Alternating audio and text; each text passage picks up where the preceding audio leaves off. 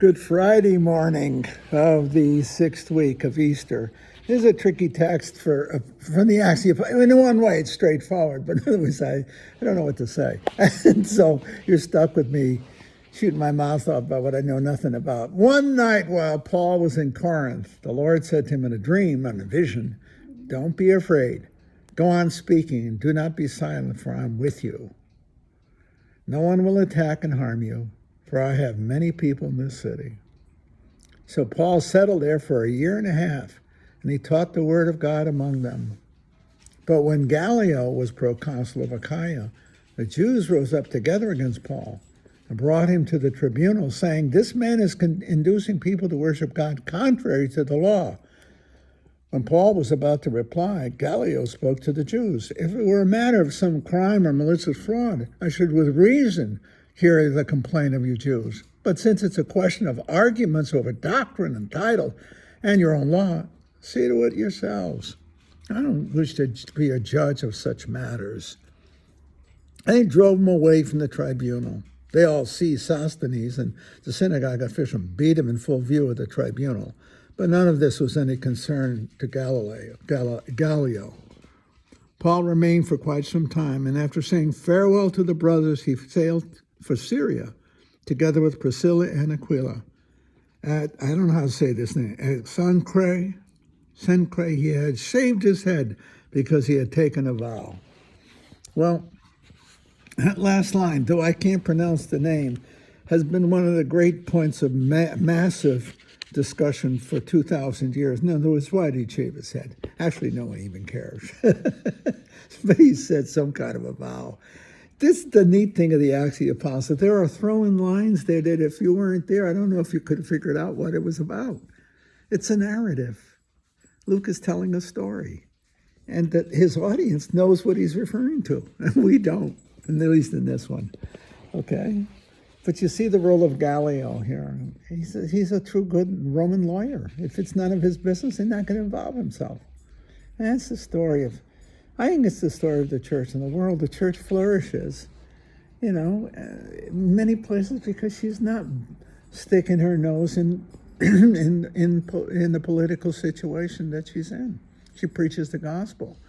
Sometimes in preaching the gospel, she raises the moral tenor of the time, and that can become a matter of conflict with the state or whatever, with the culture. Because she does, she has to preach what she sees to be the truth.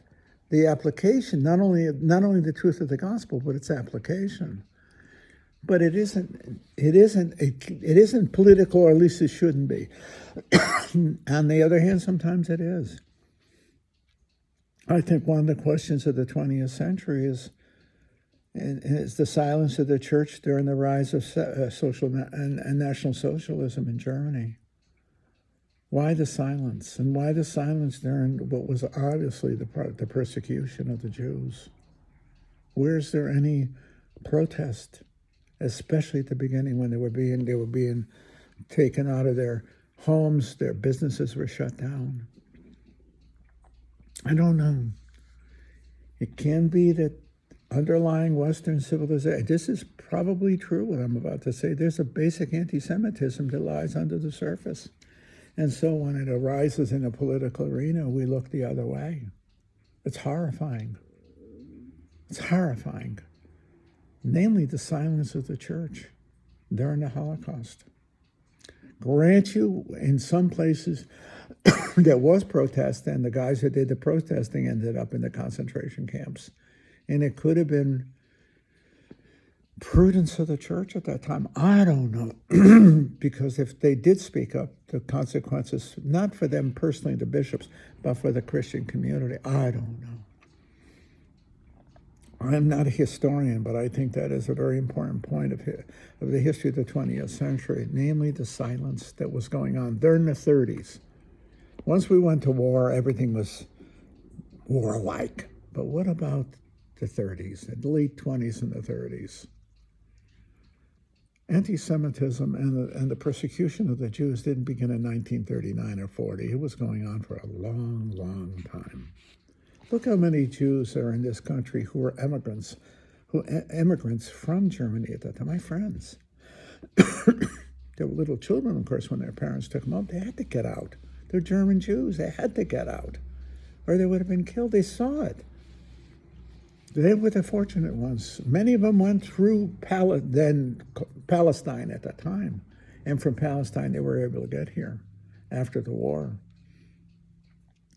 I'm telling you, the silent, it has got to be one of the great scandals of the 20th century is the silence. Let me put it broadly, the silence of the Christian world, especially, I got to say, the Catholic world, the Catholic leadership, in terms of what was obviously happening in Northern Europe. That seems to be, I don't know. I don't know how else to put it, but it is the silence, seems to me, the silence of the church at that time. I'm sure historians would say, Ted, you don't know what you're talking about. This is what happened. There were martyrs at that time, for sure.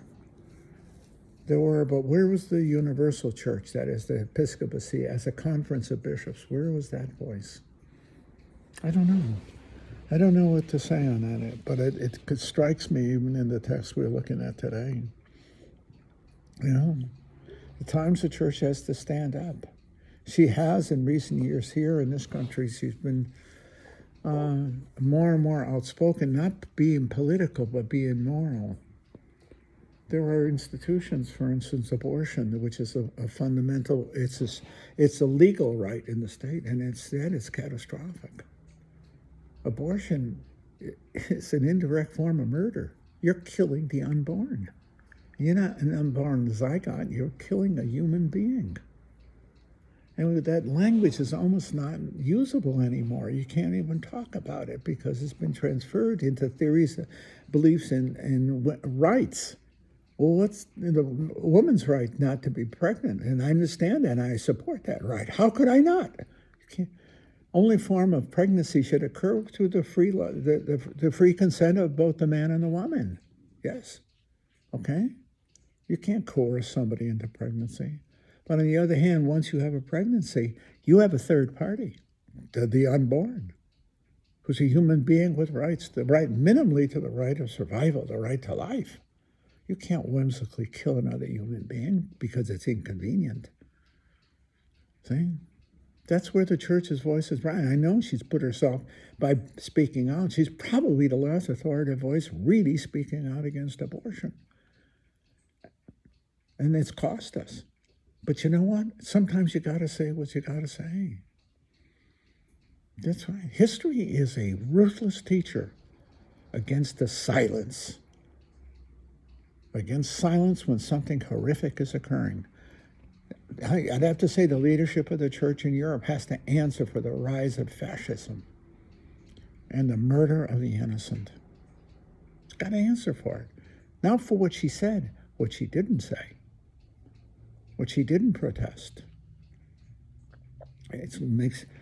Nobody wants to hear a protest. Nobody wants to hear it. But on the other hand, it may be a mandate of the conscience. We have to be people of conscience.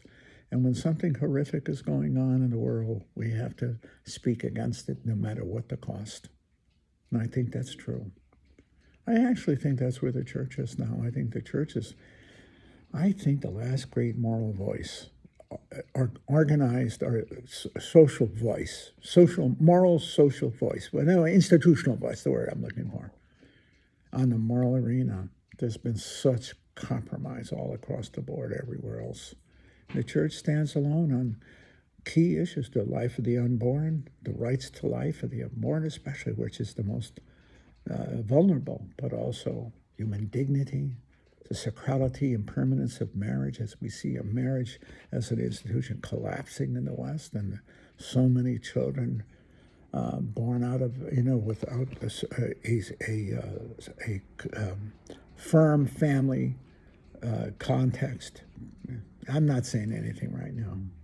I'm stumbling on my words, and I'm sorry. But we're really on the edge of moral anarchy, and at some point, and the church seems to be the strongest voice against it, knowing the consequences of what happens when the moral order collapses. The legal order follows very rapidly, and then you have anarchy. And that is extremely dangerous. Yeah. Anyway, just a thought.